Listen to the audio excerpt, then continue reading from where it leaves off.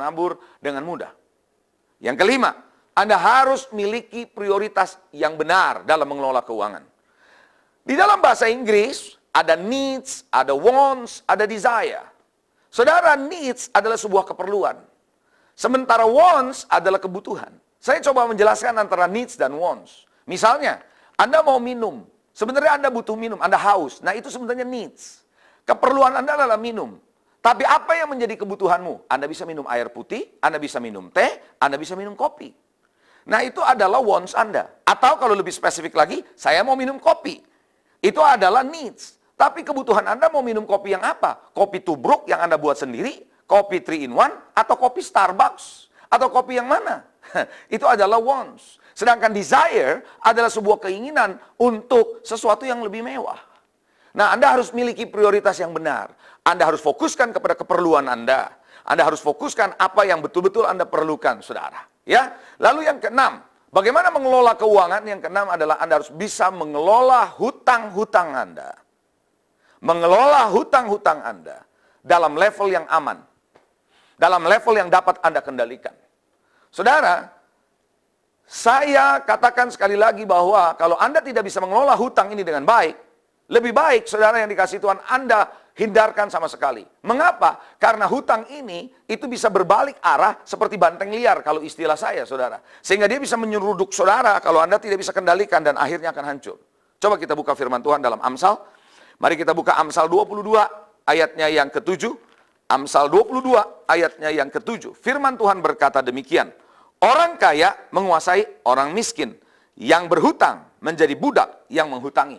Berapa banyak saya sering mendengar para pengusaha mengatakan bahwa, aduh, saya punya bisnis ini sebenarnya kalau biaya bunga ini nggak ada, saya udah untung lebih besar. Saya kerja untuk bank. Nah, ini adalah salah satu tanda bahwa pengelolaan hutang itu sangat penting.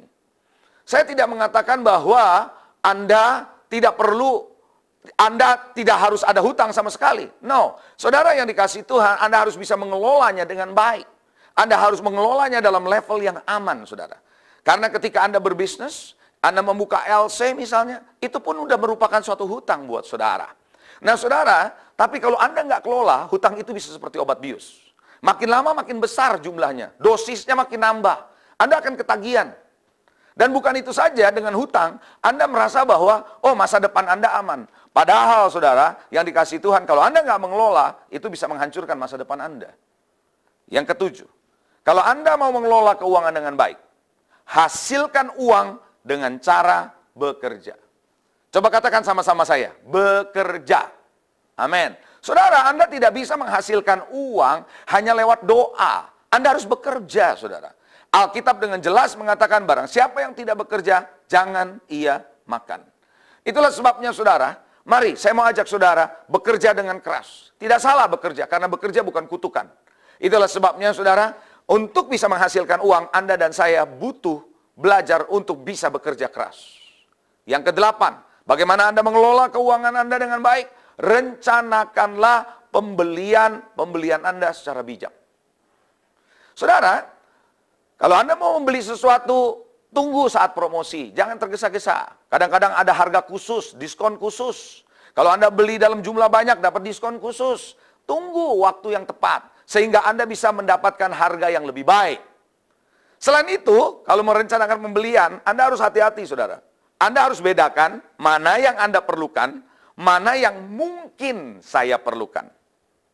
Kadang-kadang kita membeli barang apa yang kita tidak perlukan. Kita hanya melihat, nanti saya perlu nih mungkin barang ini. Nanti saya perlu barang ini. Nah, itu yang seringkali, saudara, akhirnya Anda membeli sesuatu yang Anda rasa mungkin perlu. Saya sering dapati begitu, saudara. Orang Kristen membeli sesuatu yang mereka belum perlu. Lalu ketika mereka beli, mereka simpan di lemari mereka. Karena memang mereka belum perlu, bukan?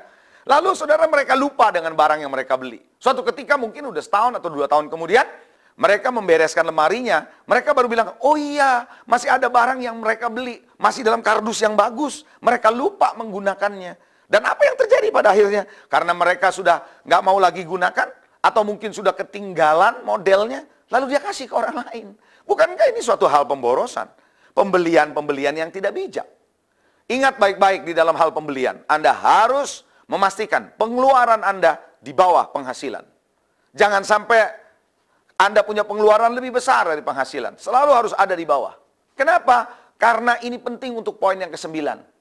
Poin yang ke-9 adalah, kalau Anda mau mengelola keuangan, Anda harus miliki rekening tabungan untuk masa depan. Saya pernah ketemu seorang hamba Tuhan berkata sama saya begini, nggak perlu ada tabungan. Lalu saya tanya, kenapa? Karena tabungan itu menunjukkan Anda tidak punya iman, katanya. Anda ragu sama Tuhan untuk masa depan. Percayakan semuanya kepada Tuhan. Saudara yang dikasih Tuhan, ini bukan soal iman, tapi ini soal seberapa bijak kita mengelola apa yang Tuhan berikan. Ingat baik-baik saudara yang dikasih Tuhan, kalau Tuhan memberikan sesuatu, Tuhan mau Anda mengelola dengan baik. Saudara yang dikasih Tuhan, miliki rekening tabungan, agar supaya di masa yang depan Anda bisa menggunakannya bagi kemuliaan Tuhan. Yang ke-10, selain tabungan, Anda harus belajar untuk melakukan investasi. Belajar seluruh apa yang Anda miliki untuk belajar berinvestasi. Dan berinvestasilah secara benar agar memultiplikasikan keuangan kerajaan. Bukankah Tuhan pernah memberikan 5 talenta, 2 talenta, dan 1 talenta kepada 3 orang yang berbeda? Tujuannya adalah supaya mereka bisa menginvestasikannya dan memultiplikasikannya bagi kerajaan. Sayang yang satu itu tidak bisa. Yang punya satu malah disembunyikan.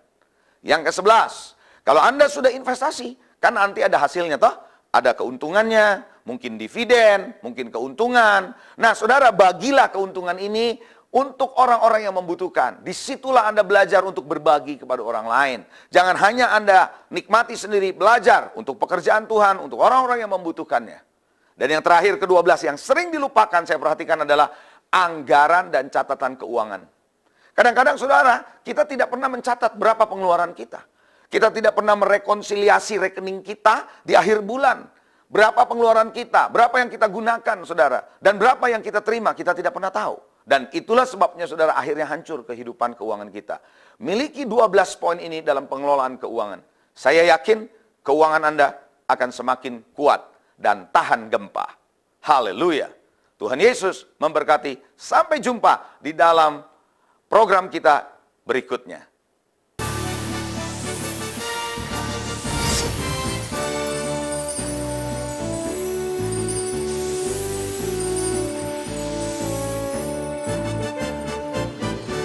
Pemirsa sahabat Beyond Success, setelah kita menyaksikan penjelasan dari Pastor Leonardo Syamsuri mengenai Kingdom Financial Blueprint, saat ini telah hadir bersama saya Pastor Leonardo Syamsuri. Shalom Pak. Shalom, shalom pemirsa.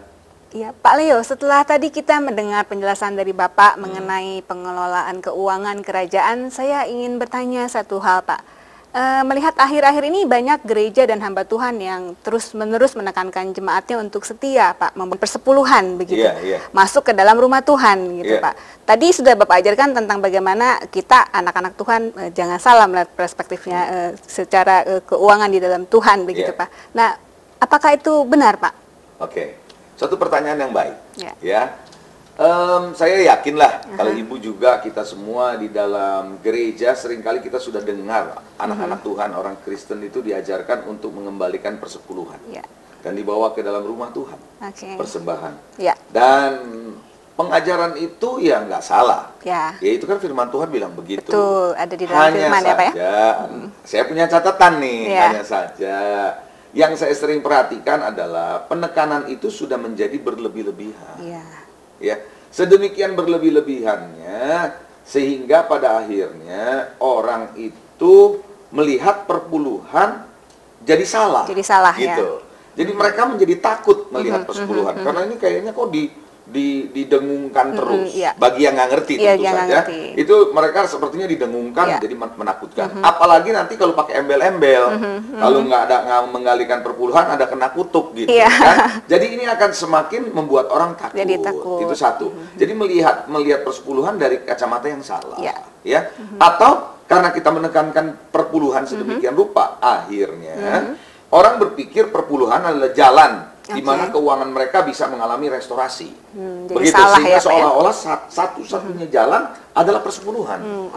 Walaupun memang persepuluhan di Alkitab dengan jelas, dengan tegas mengatakan bahwa kita harus kembalikan, karena itu bukan milik kita. Dan kita harus kembalikan ke rumah Tuhan, gitu, ke gereja lokal kita, begitu ya. Cuman kan kita nih sebagai hamba Tuhan tidak tidak perlulah kalau menurut saya sedemikian rupa sampai membuat mereka atau membuat orang Kristen itu melihat perpuluhan dari kacamata yang salah. Malah akhirnya yang tadinya mereka sebenarnya harusnya mengembalikan dengan setia, malah mendengar itu jadi enggak gitu. Saya kira itu. Iya, karena penekanannya jadi salah ya Pak ya. Betul.